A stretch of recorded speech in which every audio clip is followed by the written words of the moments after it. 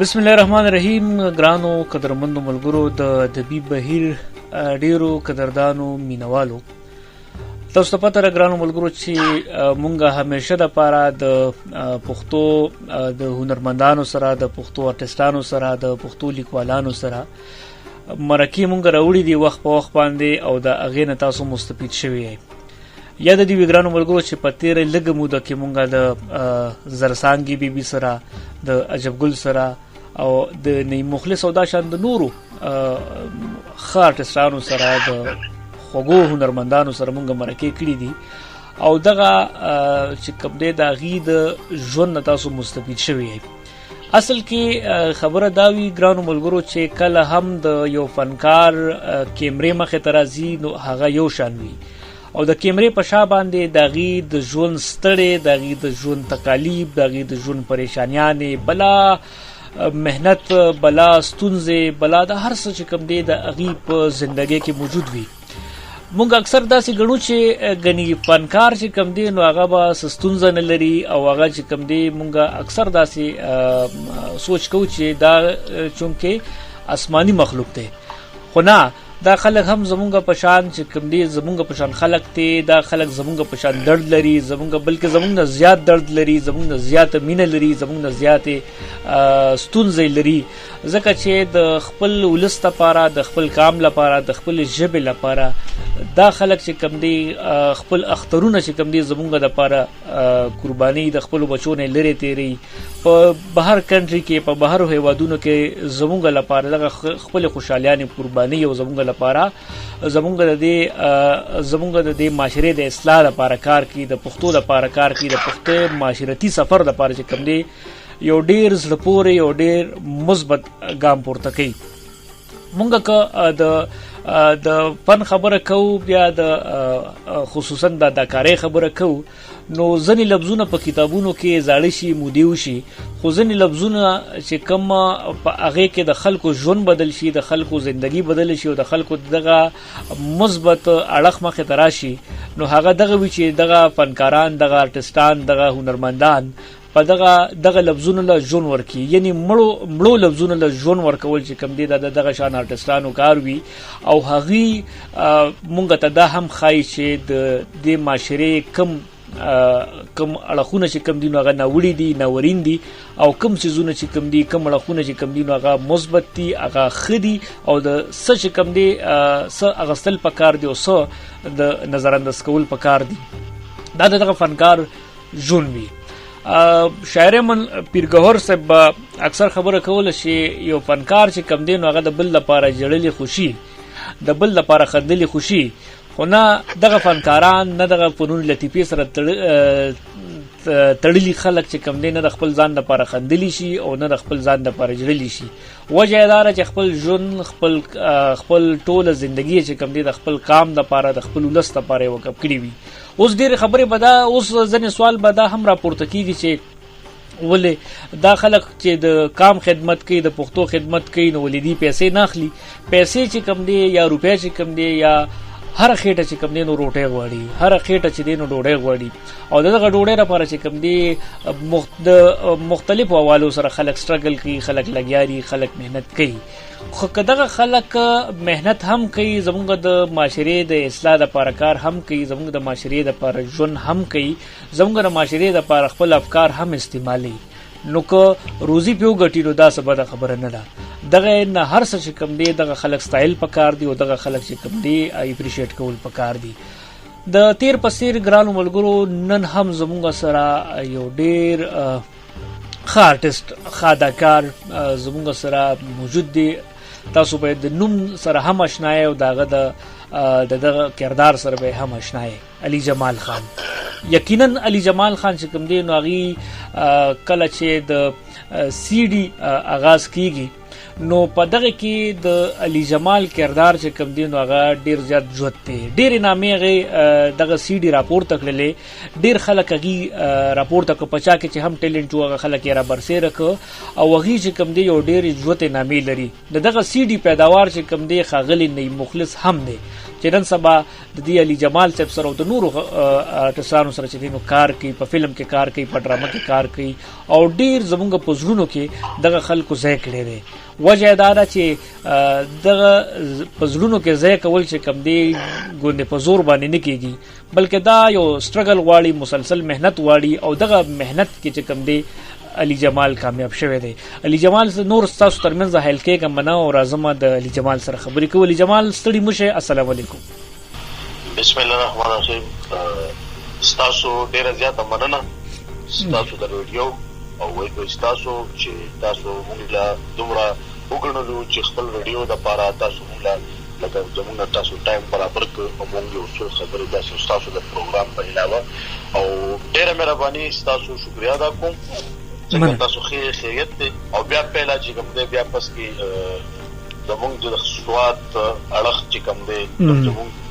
سواد ایریا دا چې د سټیم د درګۍ نه را سٹارټ شي او زموږ یو داسې یو رشتہ بیا شروع کیږي چې هغه د پیښور او د سواد داسې تړلې رشتہ چې لکه مطلب د درې یو ورونه لکه خار داسې چې د سواد خلک چې کم دی پیښور ته راځي، د پیښور خلک سواد ته ځي، خدا نه محسوس کوي چې دا څنګه چل دی، دا پلانکې ځای دا پلانکې ایریا دا یا پلانکې لکه اکثر زموږ خلک وایي وایي موږ ځو جیلم ته یا داسې پنجاب وړه یاره وایي لاهور ته روان او دې ټول یو لیکي دي که نه، دا ټول یو لاره ده. مطلب یو دی خوا بلکې خوا لکه راشتونه دي وتي راوتي دي سره خو باید یو وجود دی. ټیک ټیک. علي جمال صاحب غواړم چې روایتي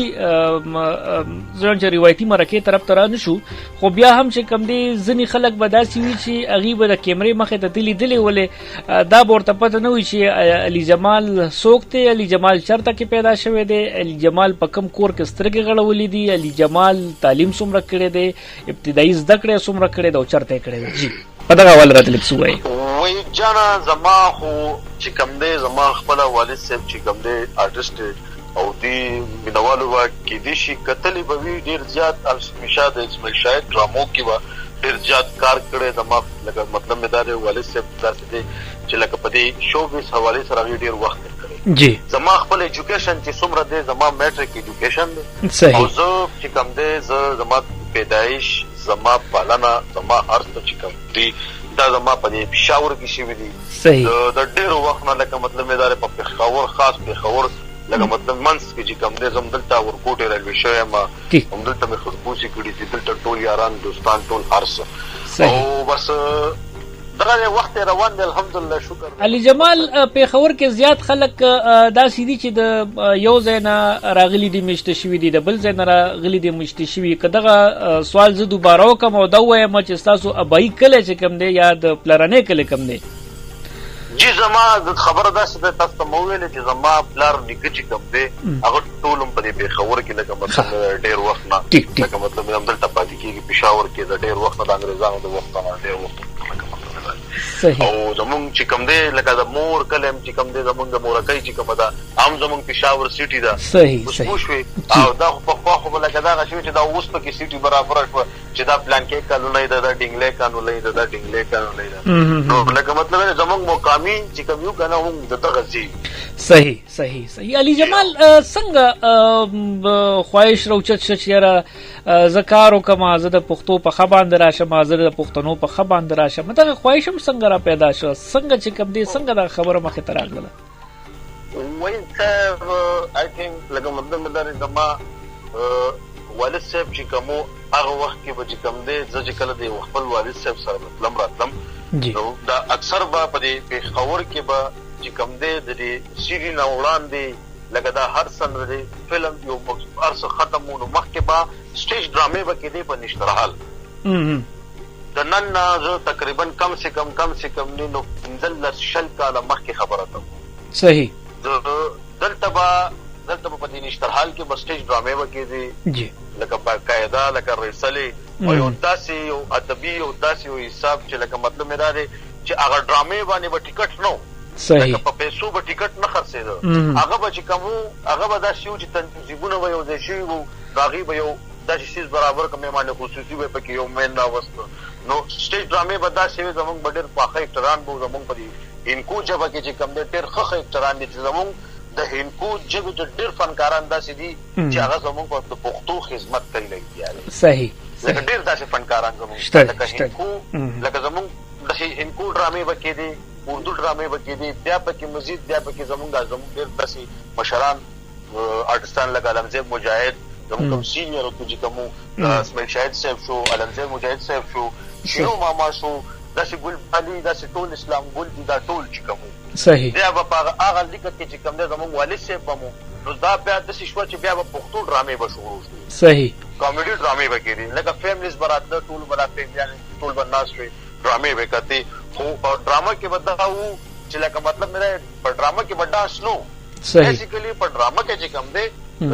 وایي صاحب لکه په ډرامه چې کوم دی ډرامه وي هغه ګانا نه اړیکې ډرامه کې ګانا نه صحیح صرف ډرامه ده. صحیح لکه بیا داسې زموږ داسې خلک پکې راغی چې د ډرامې له بل رنګ ورکړ. صحیح نو هغې نه ټیلی فلم جوړ کړو. نو به داسې ورو والد صاحب سره به چې دم راتلم چې شراته او به دا ډرامې به مې کتې را کتې بیا داسې